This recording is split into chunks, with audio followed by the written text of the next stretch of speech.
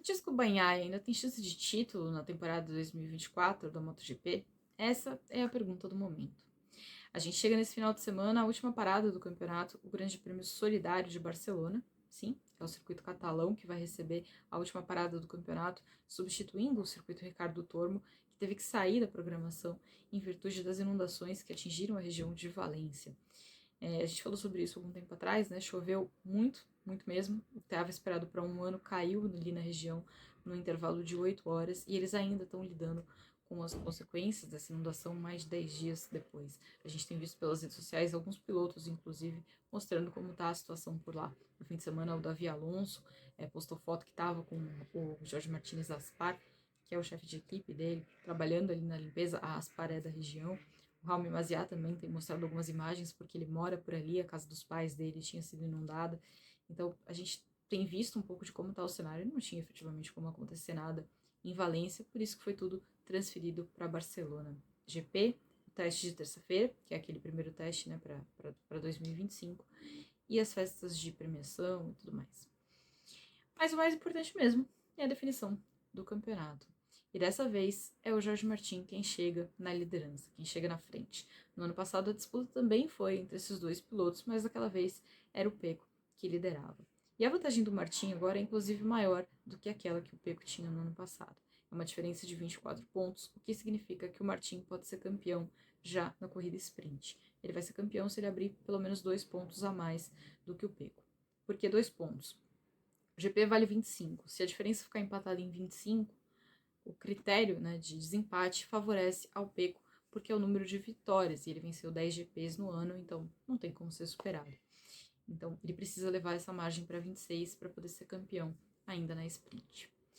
Se a gente olhar para o cenário, tem 37 pontos em disputa, 24 para correr atrás, é uma margem muito grande, então a chance do Pecco é um tanto quanto complicada. Mas se a gente olhar para a história do campeonato, aí fica um tanto quanto pior. Porque ao longo dos 75 anos de história do Mundial de Moto Velocidade, só 3 pilotos conseguiram reverter uma diferença de pontos, né, um déficit de pontos na corrida final na classe rainha. Em 1992, o Wayne Rainey conseguiu. Em 2006, o Nick Hayden conseguiu. E em 2015 foi a vez do Jorge Lorenzo. Em 2015 foi aquela final que a gente lembra bem como foi, né? Teve toda aquela polêmica do Valentino Rossi com o Marc Marques, aí o Valentino estava punido, largou em último, o Lorenzo dominou a corrida em Valência, venceu, e aí o Valentino levou a virada e perdeu o campeonato. Em 2006 também teve um desfecho inesperado, estava tudo preparado para uma festa pro Valentino, que chegou lá na liderança, mas ele caiu logo no começo da corrida, e aí o Nick Hayden conseguiu virar o jogo e levar o campeonato. O Valentino perdeu aquele título por uma diferença de 5 pontos, que foi justamente a pontuação que ele perdeu numa corrida assim, com um final absolutamente surpreendente, quando o Tony Elias o derrotou na linha de chegada de Portugal. Tanto que o Heide costumava brincar que o Tony Elias tinha um lugarzinho no coração dele, porque foi graças àquela corrida, né, que ele conseguiu virar o jogo e ficar com o resultado. Em 1992, o cenário foi diferente. O Mick Doohan tinha se machucado e aí o Rain conseguiu virar o jogo apostando, quer dizer, apostando, beneficiado por essa lesão, porque aí o Doohan não tinha muita condição de se defender, né? Vamos colocar dessa forma. Dessa vez o cenário é diferente. O Martin tá aí, tá inteiro, tá pleno fisicamente. Então a situação do Pecco é bem complicada. Nessas 3 vezes assim, que a gente teve a virada, o maior déficit revertido foi justamente o que o Nick Hayden reverteu, porque eram 8 pontos de atraso. Ninguém conseguiu mais do que isso. Então, se o Pecco conseguir virar 24, vai ser uma daquelas viradas assim, memoráveis e certamente vai entrar na história da MotoGP e todo mundo vai lembrar disso por anos e anos, porque é um caminhão de pontos para ele reverter. Só que ele não vai conseguir fazer isso sozinho. Ele não tem como fazer isso sozinho. Ele precisa ou dos outros pilotos, ou ele precisa de um erro, ou de um problema, ou de alguma coisa com o Martin. Em termos dos outros pilotos, fica difícil. Por quê? O Pecco só pode fazer o que cabe a ele. Ele tem que vencer. A obrigação dele é essa. Ele tem que vencer as 2 corridas. O que vai acontecer atrás dele, ele não tem como controlar. Ah, ele pode segurar o ritmo para atrair mais gente. ele já deixou claro que ele não vai fazer isso, que ele não acha que essa seja uma maneira justa de brigar, e que ele prefere ser um cara limpo, que ele sempre foi um cara limpo e ele vai continuar sendo assim. Então a gente não tá esperando que isso aconteça. Em alguns momentos da temporada, a gente viu pilotos aparecendo fortes ali para enfrentar Pecco e Martin. Mas Pecco e Martin tradicionalmente estavam ali entre os ponteiros. A gente viu momentos bons do Alex Espargaró, a gente viu momentos bons do Maverick Viñales, a gente viu momentos bons do Marc Marques, a gente viu momentos bons do Enea Bastianini. No caso, o Pecco precisa que todos eles estejam num bom momento, não bom o bastante para derrotá-lo, mas bom o bastante para bater o Martin. Dessa lista, eu já tiro o Alex Espargaró. O Alex Espargaró não vai bater o Jorge Martin em circunstância nenhuma. Quer dizer, se ele tiver a chance de vencer a corrida e o Pecco estiver atrás, beleza. Mas num cenário em que o título esteja em jogo, ele não vai bater o Martin. Ele já deixou claro que o Martin é o melhor amigo dele, ele tá na torcida pelo Martin e ele não vai jogar contra. Então a gente pode tirar o Alex dessa equação. Ele foi muito forte no GP da Catalunha desse ano, ele chegou a vencer a sprint. Então, se a gente tiver um Alex Espargaró muito forte, ele não é um cara que vai contar a favor do Pecco. Ou ele vai ser neutro na disputa, ou ele vai beneficiar o Martin, mas ele não vai atuar em favor do Pecco, ele não vai ajudar o Pecco em cenário nenhum. Então, ele só pode contar com os outros. Será que a gente é o suficiente? Será que todo mundo vai conseguir ficar na frente do Martin? Porque o Martin, ele pode ficar ali parado marcando o Pecco, mas ele não vai ficar parado marcando todo mundo, né? Ele não vai fazer uma corrida assim tão controlada, especialmente se ele vê a pontuação diminuindo, né? Ele tem noção daquilo que ele precisa fazer, ele tem ciência de qual é a matemática do campeonato, então ele não vai necessariamente passar tanto tempo controlando a pontuação.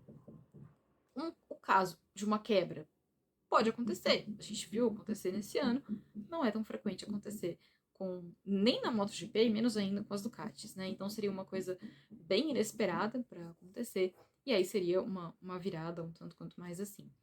Nesse fim de semana, a gente teve o Salão de Milão, né? E aí, Wakeman. E o Casey Stoner falou que, eu conheço o Ducati, eu sei o que eles estão dispostos a fazer para vencer. E muita gente interpretou como, é um aviso pro Jorge Martin, tá aí, tá ligado, presta atenção. Mas o próprio Stoner colocou que, assim, tá todo mundo de olho na Ducati. Então, se eles fizerem alguma coisa, vai ficar muito evidente. E nisso ele tem razão. Todo mundo vai estar muito prestando atenção se a Ducati vai armar alguma coisa. Não acho que eles vão fazer isso, né? Eu acho que o que veio até aqui, se fosse para fazer alguma coisa, eles tinham que ter feito antes, não deixar para a última corrida, né? Até aqui a própria Pramac confirma que o equipamento continuava sendo igual, que eles continuavam recebendo o mesmo tipo de apoio, então é meio ruim você deixar para a última corrida, né? Até porque fica muito no laço também para querer fazer alguma coisa. Mas nunca se sabe. Então as chances do Pecco são muito pequenas. A gente viu na Malásia, por exemplo, que ele não vai cair sem bater, né? A atuação dele na Malásia foi uma amostra de, peraí, eu tô pronto pro combate, quando precisar combater eu vou para cima.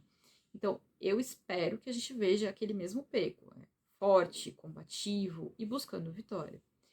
Mas pode ser que não seja suficiente, porque ele não depende só dele. O grande problema é esse, não depender só dele.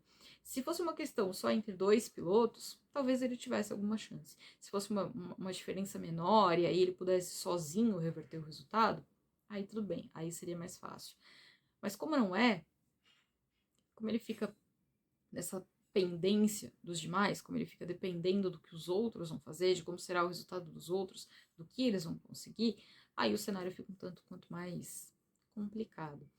Então, eu não tô na expectativa de um título do Pecco. Acho que se ele conseguisse uma virada, seria efetivamente histórico, seria um tricampeonato super valorizado, seria talvez a maior entre as conquistas dele. É claro que a primeira tem aquele componente histórico, né, de ter tirado o Ducati da fila, de ter sido o primeiro título da carreira, mas um título nessas condições, né, de você chegar na última etapa com 24 pontos de atraso, você conseguir virar o jogo, seria um título e tanto.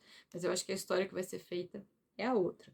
É a de um piloto de uma equipe satélite pela primeira vez campeão na era da MotoGP, que começou em 2002, né? A gente tem ali em 2001, o Valentino Rossi foi campeão correndo com uma equipe privada, não era tão privada assim, porque ela tinha lá um grande apoio, que é mais ou menos a mesma situação da Pramac, então não muda muita coisa, mas oficialmente, na estatística, vai entrar como um piloto de equipe satélite sendo campeão. Então, o cenário é esse. O Pecco tá lutando contra a história e contra o Jorge Martin. E o Jorge Martin tem uma diferença confortável para poder administrar o cenário e não precisa arriscar tanto. O que a gente viu na Malásia, dele arriscando além do que deveria, não dá para dizer que não vai acontecer de novo, mas que não precisa acontecer. Isso não precisa. Ele pode passear tranquilo, só marcar o Pecco, nem tão de perto, nem muito de longe, e aí ficar tranquilo para garantir o primeiro título da carreira. Agora, me conta aí, aonde você acha que o número 1 vai estar estampado em 2025? Na moto do Martim ou na moto do Pecco? Me conta e a gente se vê depois. Valeu!